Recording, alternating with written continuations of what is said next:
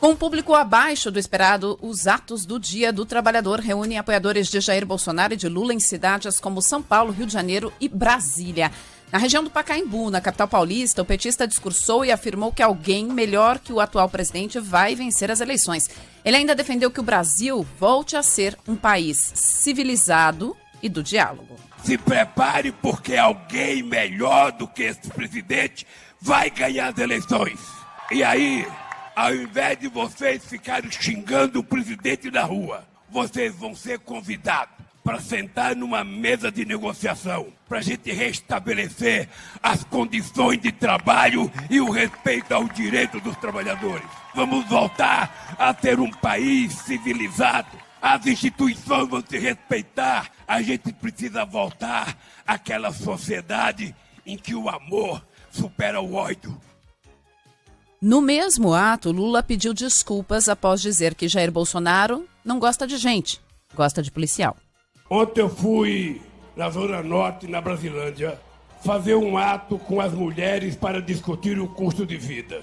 E quando eu estava fazendo o discurso, eu queria dizer que o Bolsonaro só gosta de milícia, ele não gosta de gente. E eu falei que ele só gosta de polícia, não gosta de gente. E eu quero aproveitar e pedir desculpas aos policiais desse país, porque muitas vezes cometem erros, mas muitas vezes salva muita gente do povo trabalhador e nós temos que tratá-los como trabalhador nesse país. Bem, em Brasília, Jair Bolsonaro compareceu ao ato, mas não discursou. Na esplanada dos ministérios, alguns apoiadores seguravam faixas com ataques ao Supremo Tribunal Federal. Quem tem mais informação para a gente é Agatha Gonzaga. O feriado de 1º de maio, celebração do Dia dos Trabalhadores, teve manifestações de apoiadores do governo do presidente Jair Bolsonaro e também de centrais sindicais em apoio ao ex-presidente Luiz Inácio Lula da Silva. A Secretaria de Segurança Pública da capital organizou os movimentos em locais diferentes da área central para evitar confrontos. Na esplanada dos ministérios, Bolsonaro foi ao encontro de apoiadores pela manhã e transmitiu nas redes sociais seus votos de celebração ao Dia do Trabalhador. Cumprimentar o pessoal que está aqui numa manifestação pacífica em defesa da Constituição, da democracia e da liberdade. Então, parabéns a todos de Brasília e como todo o Brasil que hoje estarão às ruas. E aí, mais tarde, na Avenida Paulista, em São Paulo, Jair Bolsonaro não esteve presente, mas enviou um vídeo. Nele, o presidente voltou a falar em bem contra o mal e que deve lealdade ao povo brasileiro. A gente vai colocar um trechinho aqui. O áudio está bem difícil, aí na sequência eu repito aqui a informação do que disse o presidente no vídeo. Temos um governo que acredita em Deus e deve lealdade ao seu povo. Eu irei, onde vocês estiverem.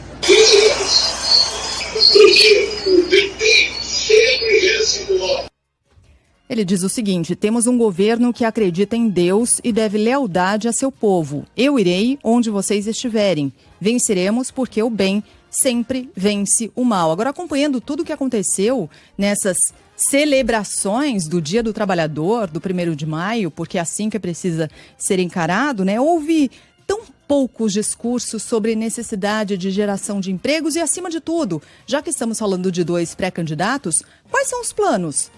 Quais são os planos para a geração de empregos, para melhorar a vida do trabalhador? Disso a gente não ouve falar, né? Impressionante. A gente ouve o Bolsonaro falando de... O Bolsonaro fala da luta do bem contra o mal, se colocando ali do lado do bem. E o Lula, como apontava a Ellen Brown aqui fora do ar, traz um discurso também mofado, né? A Petrobras é nossa, a Petrobras é nossa. Isso não é exatamente um plano de geração de empregos e um plano para retomar o crescimento do Brasil. Eu estava aqui no ar. Você estava no ar? Eu estava aqui no ar quando estava acontecendo os atos. Primeiro, uma coisa que chamou a atenção de todo mundo. Atos esvaziadíssimos, né? Eu Esvaziadíssimos. chegaria lá, Eu já cobri muitos 1º de maio, na época era mais centrais sindicais, mas a gente sempre tinha, né, o pessoal da CUT de um lado, aí Força Sindical Mas de outro. já faz tempo, hein? Mas Faz assim, tempo que a mas gente não tão vê esvaziado. Faz tempo que esvaziar. Tudo bem, vamos levar em consideração que rolava uns sorteiozinhos de uns carros, umas coisas assim, antigamente, que dava uma juntada no pessoal, né? Tinha um show, tinha um churrasquinho, juntava o pessoal. Mas estava muito esvaziado, muito esvaziado. E aí outra coisa que chamou a atenção é o seguinte: ok, o discurso do Bolsonaro, um discurso assim que não foi tão beligerante, né? Mas era num ato em que tinha gente com caixão com a cara do Alexandre de Moraes, né?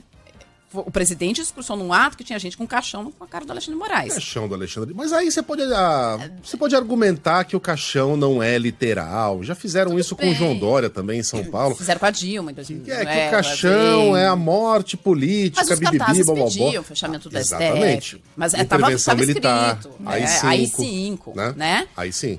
E aí, do outro lado, aí você diz assim, não, mas então o que é o contraponto? O contraponto é alguém dizendo que não pode privatizar a Eletrobras em 2022. Dizendo que a Petrobras é nossa. É um negócio meio maluco. Empoeirado, né? E aí, assim, me chama a atenção, você vê como a gente está desconectado, mas é uma coisa meio geral, né? Hoje a Folha traz uma reportagem falando do Noam Chomsky. Chomsky, que é aquele grande intelectual da esquerda e tal.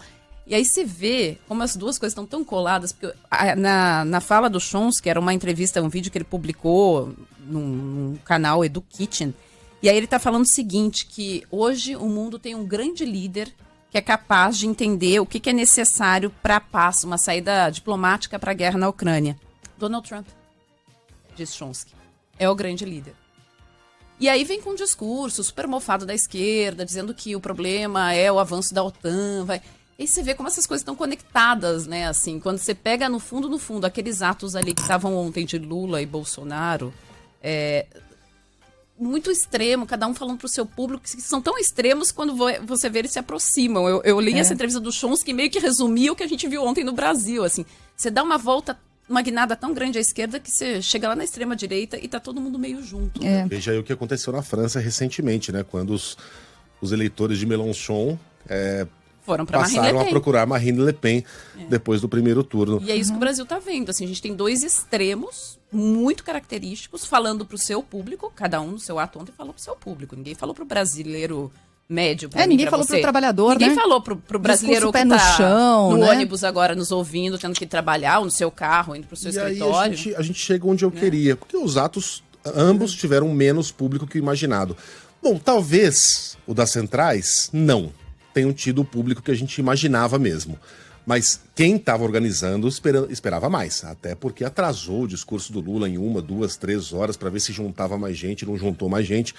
Nos atos pró-Bolsonaro, em Brasília havia muito pouca gente, um pouquinho mais no Rio de Janeiro, em São Paulo, mas muito menos na comparação com outros eventos que já foram organizados e conclamados pelo presidente e pelos seus. Então quero crer, tentando enxergar aqui o copo meio cheio, que, excetuando-se o pessoal do fã-clube, o brasileiro médio não tá mais caindo nesse papo e não tá mais afim de embarcar nessas aventuras. Não se sente mais motivado a deixar sua casa num domingo para apoiar esse tipo de discurso tão vazio, muitas vezes violento e muito pouco efetivo no que diz respeito ao que a gente precisa em pleno domingo de sol. Quero crer que foi isso que aconteceu. Por exemplo, quem foi ao Rio de Janeiro viu lá uma palhaçada de um sujeito vestido igual aquele invasor do Congresso americano, com chifre na cabeça, pele de castor no ombro, entregando uma placa parecida com aquela que o Daniel Silveira havia rasgado da vereadora Marielle Franco, com o nome dele, Rua Daniel Silveira. Quem é que quer sair de casa para ver um troço desses, um circo desses, em pleno domingo de sol, largar a família? E tava lá o Daniel Silveira todo contente, depois de ter recebido a graça de Jair Bolsonaro após ser condenado pelo STF. E quem tem as informações do Rio é o Marcos Sadoc. Durante o ato que reuniu milhares de pessoas em Copacabana, na zona sul do Rio, em apoio ao presidente Jair Bolsonaro, o deputado federal Daniel Silveira discursou mais de uma vez aos manifestantes que ocuparam pelo menos 3 quarteirões da orla. Os manifestantes levantaram bandeiras contra ministros do Supremo Tribunal Federal e em apoio ao parlamentar. O político foi condenado pelo Supremo Tribunal Federal por ameaça à corte. Em Niterói, na região metropolitana, o deputado federal também participou da manifestação que ocupou a orla de Caraí. Isso é inadmissível em um país que grita democracia, fala que tem democracia, mas age como ditadura. Já o Partido dos Trabalhadores marcou uma celebração do Dia Internacional do Trabalhador e da Trabalhadora no aterro do Flamengo. Os manifestantes gritaram palavras de ordem contra o presidente da República. Os atos a favor de Jair Bolsonaro aconteceram em 26 capitais brasileiras e aqueles contra ele em pelo menos 16. Depois das manifestações, o presidente do Senado se pronunciou nas redes sociais. Rafael Procópio. O presidente do Senado, Rodrigo Pacheco, condenou as manifestações que ocorreram nesse domingo, que tinham como pauta atos antidemocráticos. A posição do parlamentar foi dada através do Twitter, onde afirmou que as manifestações populares são uma expressão da vitalidade da democracia, mas que pedidos como intervenção militar e fechamento do STF são anomalias graves que não cabem em tempo nenhum. Nesse Dia do Trabalhador, diversas capitais brasileiras tiveram atos pró e contra o governo Bolsonaro, com manifestantes em alguns locais defendendo atos contra a democracia. Pré-candidato do PDT ao Palácio do Planalto, Ciro Gomes participou da inauguração de uma exposição em homenagem a Leonel Brizola em Brasília. Também depois ele destacou o desafio de reduzir o desemprego no Brasil. Nós temos hoje 12 milhões de brasileiras e brasileiros que estão desempregados. Quase 39 milhões de empregos informais no Brasil. É aí que está o nó a ser desatado.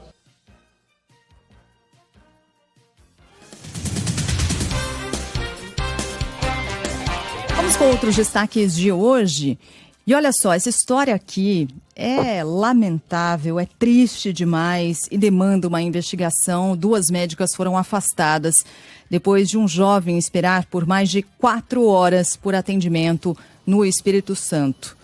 A Letícia Cardoso está com a gente ao vivo, vai trazer os detalhes sobre essa história. Letícia, bom dia para você. Bom dia, Sheila, Miguel e Ellen. Realmente, Sheila, olha, era uma triste história que a gente vem acompanhando desde sábado aqui, essa angústia desta família. O jovem Kevin Tomé de Souza, 16 anos, morreu depois de ficar 4 horas dentro de uma ambulância na porta do hospital infantil aqui de Vila Velha, região metropolitana de Vitória, aguardando atendimento. Sendo que, segundo a Secretaria Estadual de Saúde e o próprio hospital, a própria direção do hospital, o leito de UTI já estava reservado para o Kevin antes dele ser transferido. Só para a gente tentar explicar para os nossos ouvintes, Sheila, o Kevin não é aqui da Grande Vitória, ele mora no interior, na cidade de Cachoeiro de Itapemirim, fica cerca de 140 quilômetros daqui da capital. Na quarta-feira ele passou mal, foi internado em um hospital da cidade, mas na sexta ele apresentou uma piora e precisou vir aqui para a capital para atendimento mais especializado. Ele veio transferido em uma ambulância UTI do governo do estado, já com a vaga do leito reservada, toda uma equipe médica para receber o Kevin. Mas na hora que ele chegou aqui em Vila Velha, por volta de 00:30, é que começou a angústia da família em tentar, pelo menos, que as 2 médicas afastadas que estavam no plantão do hospital fossem pelo menos até a porta da ambulância para ver o garoto, para ver essa família. As socorristas da ambulância chegaram a pedir clemência para alguém do hospital sair e ir até a ambulância. O Kevin teve 3 paradas cardíacas nesse período de 4 horas que ele ficou neste automóvel esperando na porta apenas um médico aparecer com uma maca e levá-lo para o leito que já estava esperado e reservado para ele. A direção do hospital classificou o ato como uma flagrante negligência médica e no mesmo dia registrou um boletim de ocorrência contra a equipe plantonista na Polícia Civil aqui do Espírito Santo. A gente tem até mesmo um momento que, infelizmente, a família teve que presenciar, toda a família veio acompanhando o Kevin nessa ambulância, o momento que o tio dele se revolta, após o rapaz falecer dentro da ambulância. Olha aí, ó. Olha aí o descaso. Olha aí o descaso. Oh, meu filho não fez isso com a mamãe, filho. Olha aí o descaso. 00:30 chegou na porta desse hospital. Você que é médico, rasga o seu diploma e vai lavar a privada! Você que é médico, morreu alguém aqui na porta desse hospital! Esse foi o depoimento do tio. A mãe, que a gente ouve aí também, a mãe estava dentro da ambulância junto com o Kevin. Ele não chegou a nem ser retirado da ambulância. A direção do hospital afastou essas duas médicas. Hoje está prevista uma representação também contra elas no Conselho Regional de Medicina. A Polícia Civil, através da Divisão de Homicídios e Proteção à Pessoa, começou a ouvir diretores, funcionários do hospital e também esses socorristas que trouxeram o rapaz, além dos familiares, de Cachoeiro aqui para Vitória. A prima dele, uma das primas do Kevin, que também estava na unidade no momento desta ocorrência, Sheila, desse atendimento, ou melhor, atendimento que não foi feito, né? Ela presenciou tudo e foi uma das primeiras já a prestarem depoimento neste domingo. Ontem, na Divisão de Homicídios e Proteção à Pessoa, ela também conversou com a reportagem da Band News FM.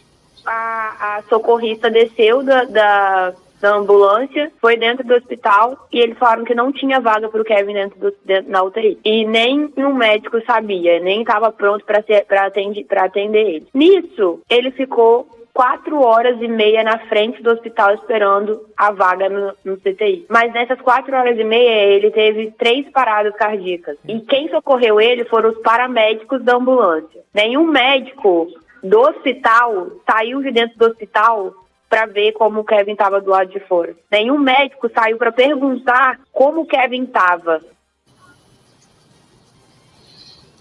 E a gente observou também as imagens, né, do momento que a família pedia na porta do hospital, eles não podiam entrar dentro do hospital, o hospital estava vazio. Normalmente, né, ficam crianças, adolescentes ali aguardando atendimento no corredor, o hospital estava vazio. Só que o hospital garante que as médicas estavam dentro da unidade hospitalar e negligenciaram esse atendimento. Nossa, falar o quê? Por quê? Por que isso aconteceu? Que médico é esse? Que médicas são essas que prestaram juramento de Hipócrates e não se mexem, não se dignam a cruzar uma porta? Enquanto um jovem de 16 anos tem 3 paradas cardíacas do lado de fora, enquanto os paramédicos da ambulância se escangalhavam ali para fazer o que podiam com os poucos equipamentos que tinham à mão. Ah, mas a UTI estava lotada. Parece que não. Né? Não é isso que nos disseram. Havia leito destinado a esse rapaz. Mas né? Suponhamos que estivessem. E aí? Não se organiza uma transferência? Não se conversa com outros hospitais da região? Não se comunicam? Não prestam atendimento? Isso. Que seja na ambulância? Que falta de coração, que falta de sensibilidade, que falta de humanidade, que incompetência. Eu não sei qual é o adjetivo que a gente pode usar para descrever. A Letícia estava falando da negligência médica, né? E possivelmente o encaminhamento da investigação deve ser esse mesmo. Morreu de negligência. Aliás, né? Quando a gente fala de atestado de óbito nesse caso, morreu de quê, né? Morreu de negligência, morreu de burocracia. Ele morreu de burocracia. Porque as médicas falam, não tem nenhum leito destinado a ele aqui. Aí olha lá a documentação, vê, não localizamos, né? Então ele já pode morrer na ambulância. Morreu de burocracia, só pode ser isso. Pontuar, a Letícia trouxe aqui, né? Os paramédicos foram chamar as médicas. Os paramédicos que estavam com ele chamaram as médicas. Exato. Que não foram até a ambulância. São burocratas de plantão, né? Isso, não é médico, isso é burocrata de plantão. Cara, é inacreditável. É inacreditável. E sabe o que é triste, né? A gente tá falando de um caso que acontece, mas muito mais do que a gente possa imaginar, do não atendimento. É que, por sorte, por um milagre, por famílias que se desdobram em 1000 para conseguir uma transferência, para levar para um postinho de saúde do lado, morre-se menos do que o potencial de morte pelo não atendimento aqui no Brasil. É o que poderia acontecer. A gente está falando de um caso que certamente se replica nos 4 cantos do país, em um hospital público aos montes. Gente que vai até a porta e não recebe atendimento. Só não morre porque, como no caso do Kevin, infelizmente, teve 3 paradas cardíacas na sequência, sem um atendimento. Olha, é inaceitável, é isso, morreu de burocracia, morreu de Brasil. Morreu de Brasil. Letícia, para quem chegou agora, tentaram dar algum tipo de explicação sobre o porquê essas duas médicas não terem tirado seus traseiros de suas cadeiras para pelo menos tentar ajudar o Kevin? Alguma tentativa de explicação foi dada? A Polícia Civil tentou ontem localizar as duas, Megali, até porque os familiares já foram ouvidos, funcionários do hospital já foram ouvidos e esses paramédicos também já foram ouvidos por investigadores da Divisão de Homicídios e Proteção à Pessoa. Elas ainda não foram localizadas. Hoje pela manhã a direção do hospital vai até o CRM para também pedir uma abertura de investigação contra elas e a Polícia Civil informou ontem à noite que elas serão intimadas para hoje a prestarem depoimento. E só um detalhe para os ouvintes entenderem também, esse hospital, o Kevin foi para ele no momento em que ele precisou da vaga em Cachoeiro de Itapemirim, na sexta-feira, imediatamente essa vaga foi localizada para ele, porque é um hospital de referência, é um hospital infantil, pela idade dele, foi o hospital onde ele veio aqui para Vitória para ser atendido, é um hospital de referência para esse garoto. E desde o início, quando a gente se depara com uma situação como essa, nós que somos jornalistas, a gente está um tanto acostumado, né, com o Estado querendo atrasar uma nota, o Estado não divulgando uma explicação muito bem correta, muito bem... E o Estado, na mesma hora, informou, esse hospital pertence ao governo, nesse caso, a direção do hospital, ao ficar sabendo da morte, no caso da falta de atendimento, informou que foi negligência médica, foi negligência da equipe médica que estava de plantão. A Polícia Civil já tem o nome dessas médicas, ainda não foi divulgado o nome delas, mas já está de posse do nome dessas médicas que possivelmente, se eles conseguirem localizá-las, elas prestam depoimento nesta segunda-feira. E foi aquilo que você falou, eles pediam pelo menos que elas fossem até a porta da ambulância para olhar o Kevin. Fato que nem isso aconteceu. Muitos ouvintes estão aqui se manifestando sobre isso, Megali, Letícia, Ellen, alguns deles falando, olha, mas vocês desconhecem as condições de trabalho dessas médicas. E eu fico aqui com a Lília, que é nossa ouvinte, que responde a esses ouvintes e é médica. Ela diz, sou médica intensivista, e isso é crime, é omissão de socorro, não tem justificativa. É isso, não tem justificativa. Trabalhou 1000 horas, não tem justificativa. Isso é inaceitável. A única justificativa possível seria se houvesse um hospital lotado, 25 Kevins lá dentro, também sofrendo de problemas graves. Elas não soubessem o que está acontecendo lá fora, não sendo o caso, e não era, e elas sabendo exatamente a situação desse menino do lado de fora, a gente está diante de uma negligência. E negligência, nesse caso, é um crime. É importante sublinhar o que a Letícia já sublinhou. A denúncia não partiu só da família, mas da própria direção do hospital. Tão chocante foi esse caso e voltaremos a ele. Obrigado, Letícia.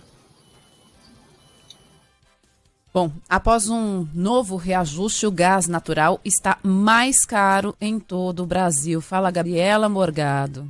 O preço do GNV chega a mais de R$ 5,00 o metro cúbico em alguns postos de combustível no Rio, no primeiro dia útil após o reajuste médio de 19% no gás natural, anunciado pela Petrobras. O aumento também impacta o preço do gás usado nas residências. Segundo a Naturgy, concessionária distribuidora da região metropolitana, a alta média vai ser de 6,8% no segmento residencial, 7,05% no comercial e 18,5% no setor da indústria. Na semana passada, o preço da gasolina subiu de novo, né? A gente acabou de falar aí do gás natural, 19% de aumento, é uma paulada com variações aí de estado para estado, como normalmente acontece, né? Mas 19% de aumento. E no caso da gasolina, uma subida de novo e assim o litro da gasolina bate mais um recorde. Em média, o litro está sendo vendido a R$ 7,28, segundo a Agência Nacional de Petróleo. Maior valor foi encontrado em São Paulo, R$ 8,59. Preço do etanol também subiu 0,78% e em média é vendido a R$ 5,53. A Polícia de São Paulo intensifica operações contra falsos entregadores após a morte de um jovem na Zona Sul. Mayra Djaimo. A Justiça mantém a prisão temporária do suspeito de assassinar o jovem Renan Silva Loureiro, de 20 anos, em um assalto no Jabaquara, na Zona Sul de São Paulo, há uma semana. Axel Gabriel de Holanda Pérez se entregou à polícia na última sexta-feira. Ele passou por uma audiência de custódia no último fim de semana no Fórum da Barra Funda. Agora a Polícia Civil espera mantê-lo por pelo menos 30 dias na carceragem do DEIC para ouvi-lo em novos depoimentos. E além disso, deverá ser pedida a conversão da prisão temporária em preventiva para que o criminoso fique detido até o julgamento. Axel tem pelo menos 10 passagens pela polícia desde os 12 anos de idade. E a expectativa agora é de que apareçam novas vítimas de Axel, que inclusive estava cadastrado em um dos aplicativos de delivery, mas nunca fez nenhuma entrega. Esses crimes vêm chamando a atenção da polícia e na próxima quarta-feira, o governador de São Paulo, Rodrigo Garcia, deve anunciar um novo pacote de operações de combate a esse tipo de crime com falsos entregadores. Mas antes, o governador pretende conversar com representantes das empresas de aplicativo de entrega para ver quais regras de segurança podem ser implementadas. E aí no Rio de Janeiro, bandidos levaram terror, fizeram arrastões na Zona Norte. A Gabriela Souza vai nos trazer os detalhes. A Polícia Militar acredita que a quadrilha responsável por uma onda de assaltos no Grande Meier é a do Complexo do Alemão, também na Zona Norte do Rio. Na madrugada desta sexta-feira, um grupo de criminosos parou com 2 carros em um posto de gasolina em Maria da Graça. Os bandidos desceram dos veículos com as armas apontadas para os funcionários e clientes do estabelecimento e roubaram as vítimas. A ação foi rápida. Logo em seguida, o mesmo grupo foi para uma rua próxima do posto de gasolina e assaltou quem passava pela região. E são mais imagens bem fortes e impressionantes ali dos bandidos levando terror. Eles descem dos carros, né? E aí fazem um arrastão primeiro ali, obrigando as pessoas a descerem dos seus carros, levando tudo.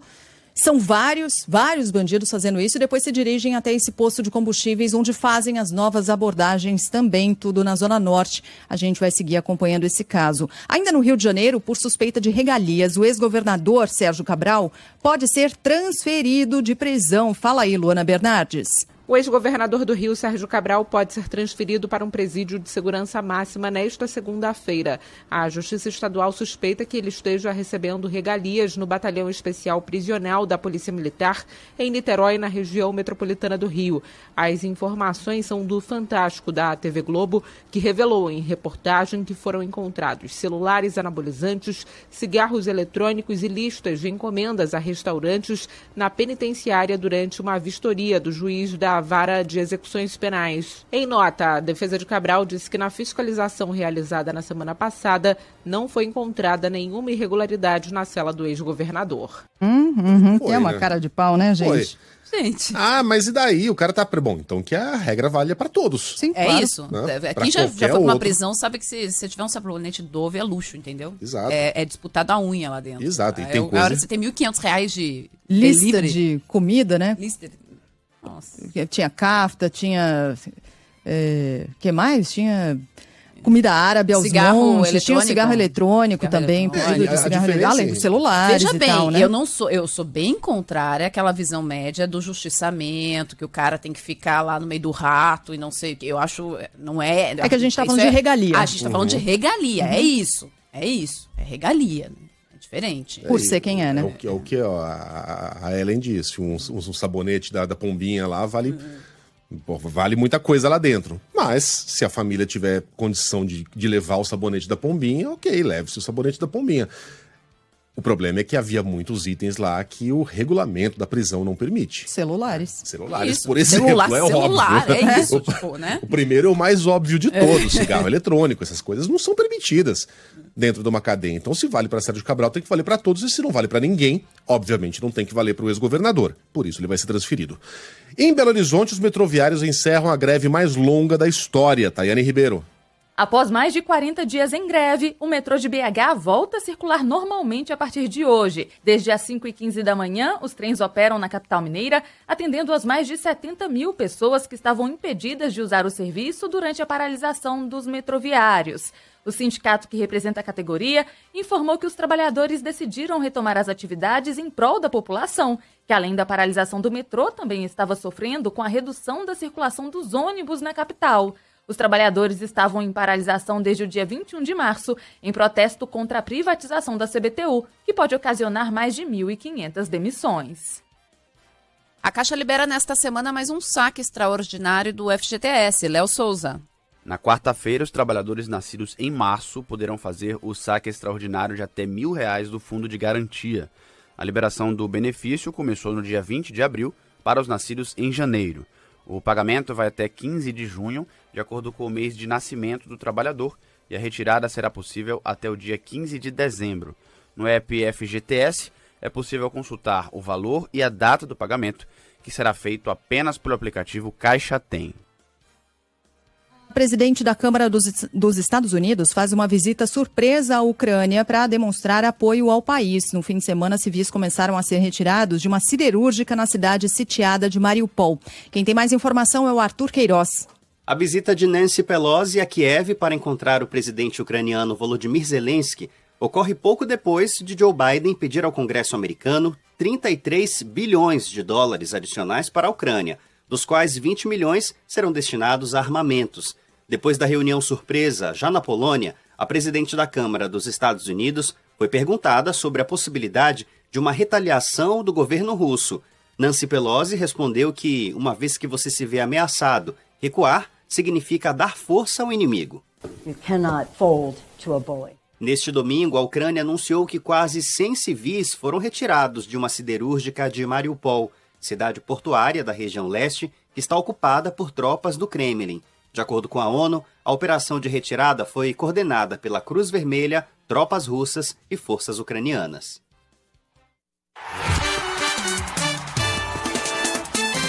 Futebol, com Milton Neves. Oferecimento Sicredi. Conheça a primeira instituição financeira cooperativa do Brasil. Sicredi. Gente que coopera, cresce. Casa do Construtor. Aluguel de equipamentos. Ligue 0800 200 0217. E Safra. Empréstimo com garantia do saque aniversário FGTS é na Safra Financeira.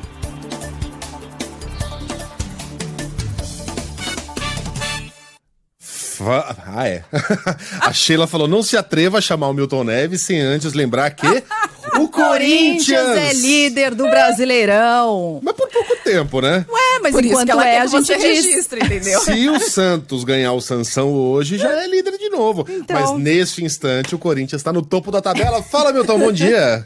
Muito bom dia, Megali. Olá, Sheila Magalhães. Olá, Helen Garcês Brau. Opa. É uma segunda-feira depois do fim dos milhões de feriados para a alegria da economia brasileira. Mas vamos aqui ao placar do final de semana.